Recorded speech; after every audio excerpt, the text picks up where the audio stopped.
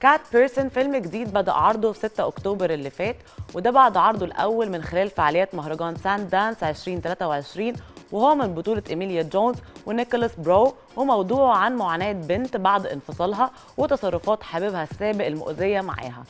مخرجة الفيلم سوزانا فوجل هتكلمنا عن تفاصيل أكتر عن قصته وكمان ظروف تصويره. There are different iterations of it. I mean, when the story came out, it was kind of in the middle of Time's Up and Me Too and all of that, and people were talking about it in terms of the consent conversation. But we had this canon of movies come out that were, women, seeking revenge or sort of. We had all of those movies, and then it really felt like we needed a movie that was the next installment in the conversation, which was just where do we go from here.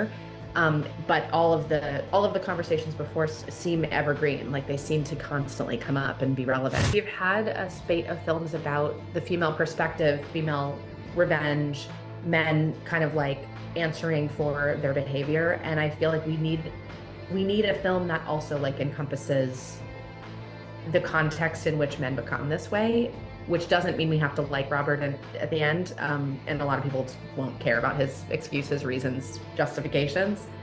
Into empathizing with him is necessary. Otherwise the movie will just be for women who already agree with Margot's perspective, and I think we need the movie to reach men, even men who think they're good but actually do really toxic things that hopefully the movie highlights in great painful detail. I think is really interesting because, in the story she describes Robert in a very specific way as a guy who you could convince yourself to have a crush on or not, and like casting that role, I had to find somebody who instantly registered as that.